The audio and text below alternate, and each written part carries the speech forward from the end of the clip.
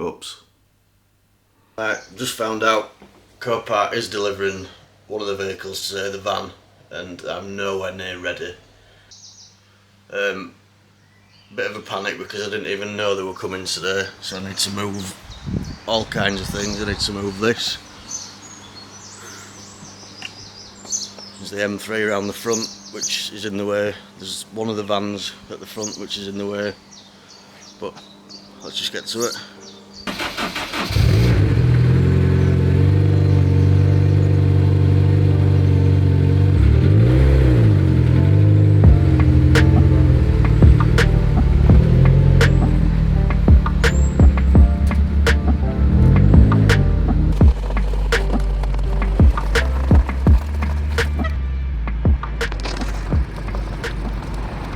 Show you parking the Honda because it's a track car and it's such a pig to drive.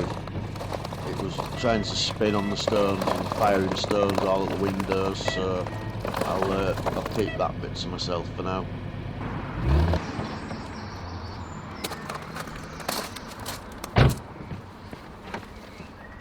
After going to panic stations, it turns out that it were a bit of a waste of time.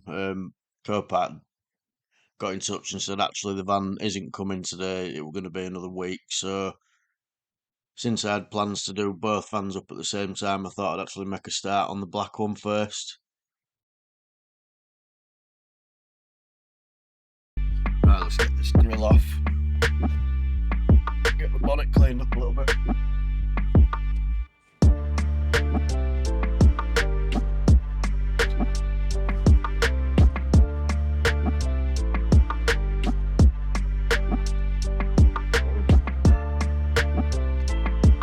I love these new Ford vans. I think standard they just look like a little bit of a shuttle taxi, like an airport taxi. They are beautiful vans, don't get me wrong, there's absolutely nothing wrong with them, but I do really like the sport transit look, with the Raptor grills and things like that, so I think that's what we're going to go for this time.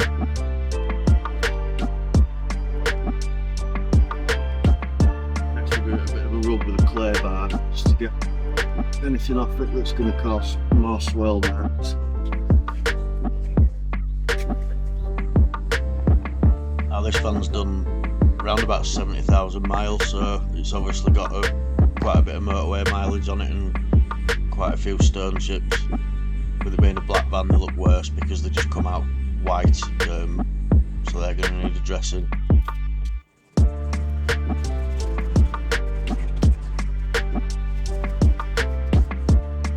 Wood bar works best with soapy water. You can actually feel it when it picks up the contaminants. Feel it lift them. You can definitely see it.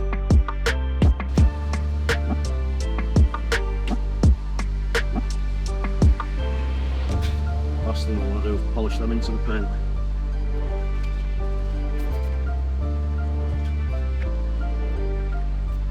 Clay bar, if you've never heard of it, is just as it sounds. It's basically a gentle clay, very mouldable, and basically what you do is you just rub it on the paintwork, and it's pretty essential before you use the polish machines, and it just literally grips and drags off any contaminants like tree sap, things like that, road tar. You need to get all this off because if you go onto the polisher before you've done this, you can actually, the polisher will pick it up and then swirl it around the paint and that'll scratch it even further, so getting the paint clean before you start to polish properly is an absolute must.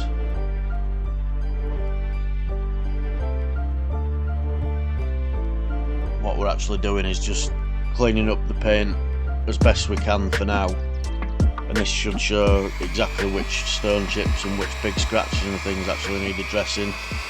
At the moment, as it is, because it hasn't been polished for quite a few years, it looks quite bad, but a lot of the scratches and marks will come off with a polisher, and once you get it back to kind of as clean as you can, then obviously the marks that don't come out you can give a little bit more attention to.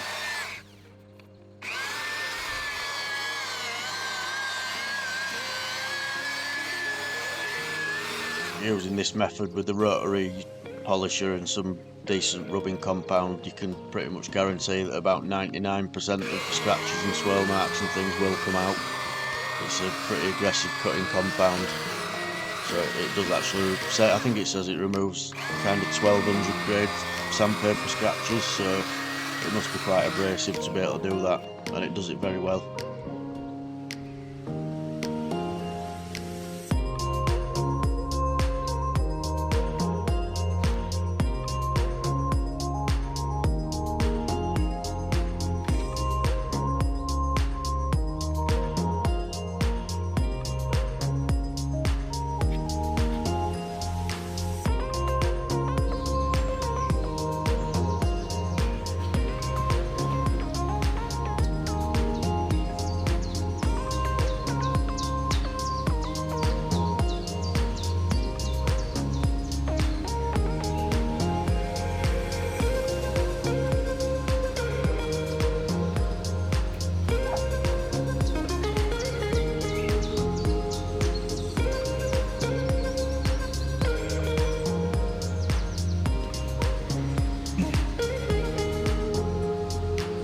The camera's showing that up, but that's come up very nice already. That's just with the rotary. Next I'll go on to the dual action polisher with a much finer polish and really bring out some shine. That's come up very nice already. Got rid of virtually all the scratches.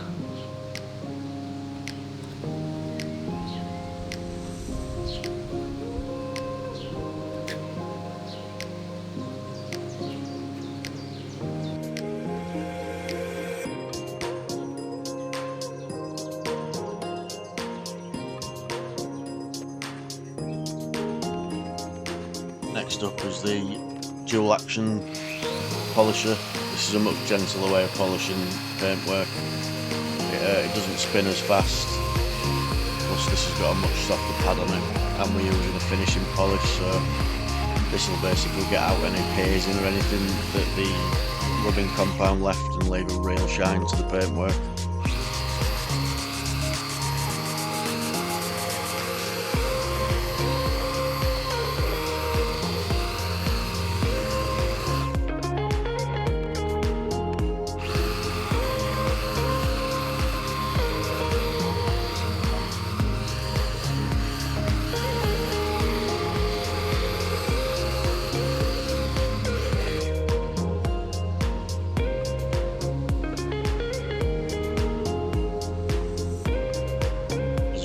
See, this has really brought the shine out. Doing this before you kind of paint correct, it just makes it so much easier to see the parts of the paper that do need a bit more attention, because at the start you'd think that the whole bonnet needs touching up, but now you've gone through this process you can basically see that not much of it does at all really. So what we've done here, now we've seen all the little paint chips and things like that, is over the space of kind of an hour just added some paint into those stone chips, just dotting them in and letting them dry. And once that's dry, then basically what we're doing is using some 2000 grade wet and dry paper on a tiny little block and just sanding them as flat as we can get away with. As you can see, it's not completely filled the hole, but once it's polished it's going to look a hell of a lot better, believe me.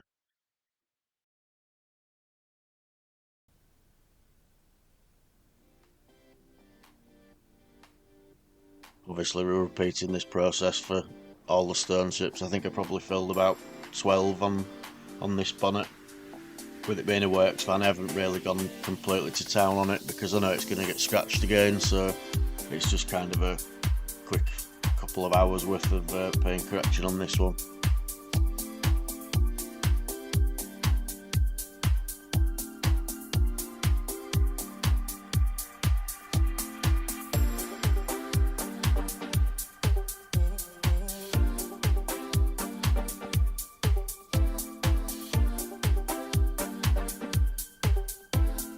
As you're doing this, it does look like you're making a bit of a mess and ruining the paintwork, but as we know from before, the rubbing compound that we've got will polish out up to kind of a 1200 grade sandpaper, and what I'm using now is a 2000 and a 2500, so The rubbing compound on the little machine won't struggle at all with this to get rid of those marring marks.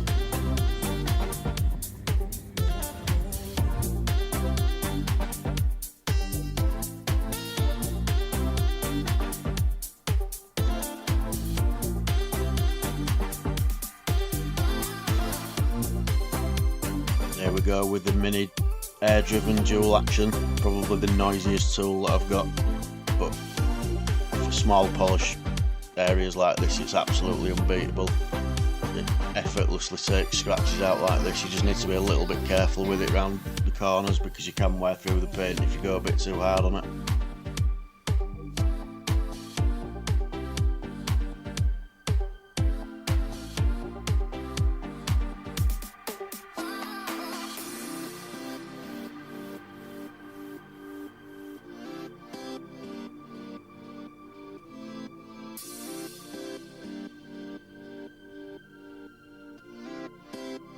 As you can see, it's polishing them scratches out without any effort at all really.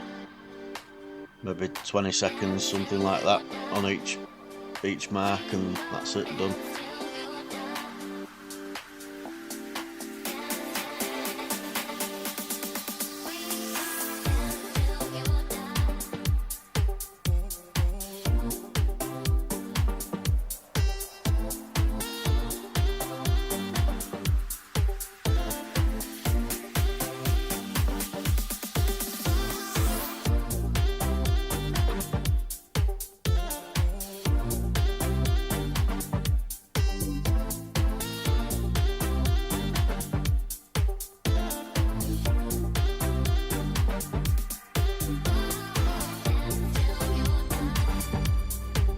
You'll agree that's a little bit better than what we started with. A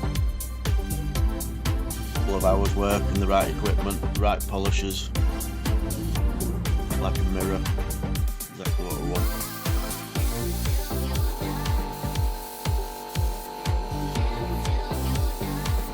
Now we're onto the clear coating of the new body kit. I actually painted the black off camera, or I didn't do it off camera, I did it on camera, but it turns out the camera was overheating and the memory card then filled up, so I haven't got that footage for you. But basically what I've done is paint the black with an aerosol can, because it's quite an easy colour to paint, and if you get a decent company that mixes the paint to spec for you, then the colour's always pretty bang on. Obviously with the clear coat though, I always use the gun because it just lays it down so nicely.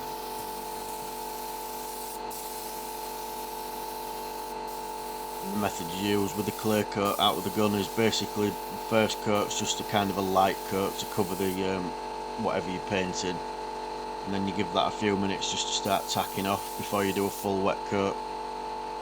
That allows the first coat to kind of act like a glue layer between the surface and the full top coat. If you don't do that, you're more likely to get runs, but doing it in this method seems to work a treat. Then when you do your full wet coat, you kind of go for a 75% overlap each pass you do with the gun. Get it on really nice and thick. The thicker it is, the shinier it is, but obviously if you go too far it runs, so you need to be a little bit careful.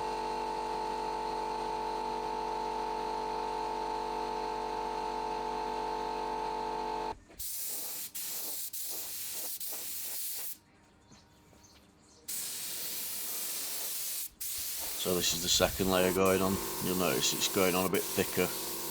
This is the proper wet coat, the final coat. This really makes it shine if you get this just right.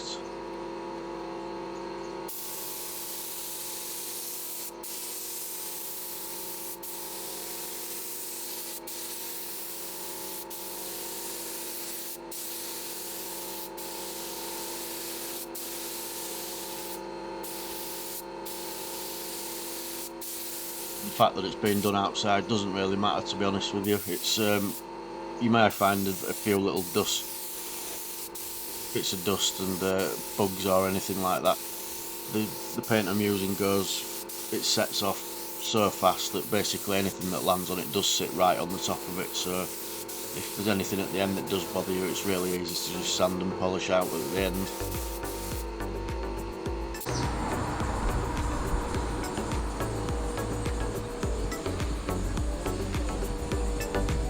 we have it.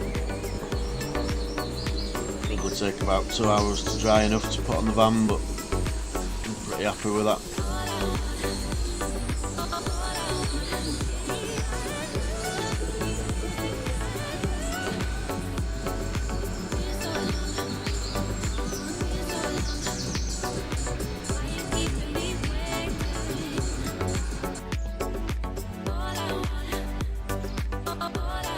There's the Ford lettering off the Raptor grills.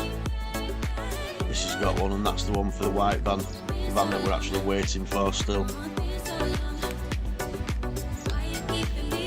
As I said before, the white van's getting a full makeover as well as getting rebuilt, but that's some other videos if you want to see them. Give us a like and subscribe and watch the other videos that we've done on all the other vehicles. That's the two grills together. I think the white one looks better on the table.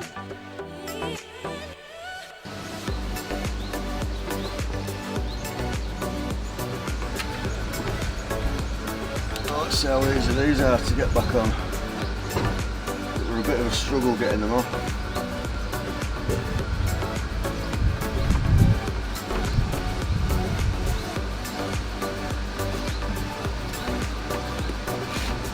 I bet one wrong push and all the clips snap.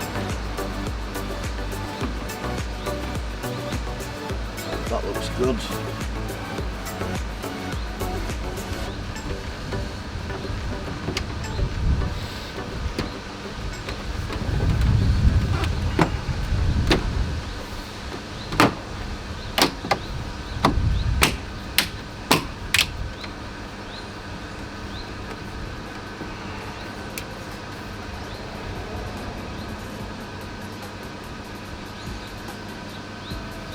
Not bad.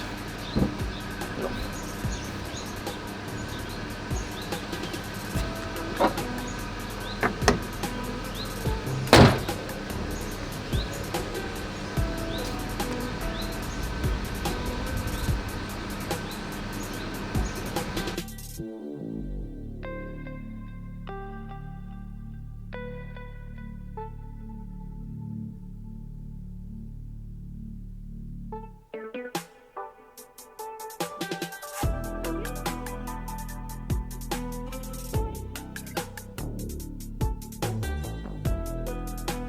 Next we're going to start applying some graphics. What I'm going for is it's basically a vinyl tape. I know you can buy off online the MSRT Ford stripes with the matte paint in the middle, but I wanted to do something slightly different, so I'm just basically going for a single set of vinyl stripes. The white van's going to get a baby blue set of stripes and graphics and things, but the black van's is obviously going to go red. I think red's the best colour against the black. You might be wondering why there's tape all over it. It just seems to be the easiest way to get the lines straight, basically, rather than using a tape measure or drawing on the paint or anything like that. I'm essentially scratching it. Masking tape's obviously very paint friendly, so just put these on until the stripes are on, then take them off, job done. Obviously exactly the same process at the front of the van.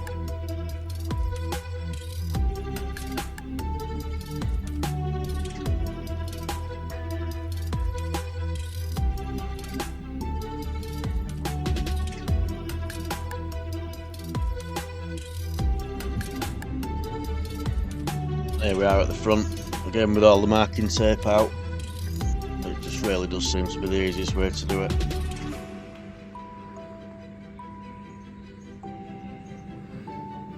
I do think this looks a hell of a lot better than the standard van does. You'll have to let me know what you think, if you prefer it or not. I mean, like I say, there's nothing wrong with the standard van, I just really like them when they're sported up a little bit like this. I just think they look completely different. You'll also have to keep watching the other videos, because the white van does turn up eventually and gets this treatment, and as well as that, I'll tell you about how I completely by accident bought another two vehicles thinking that I was bidding on the white van, so one of them I ended up keeping, the Peugeot 208, so that's another project video. So if you like this video, keep watching the others. Thanks for watching.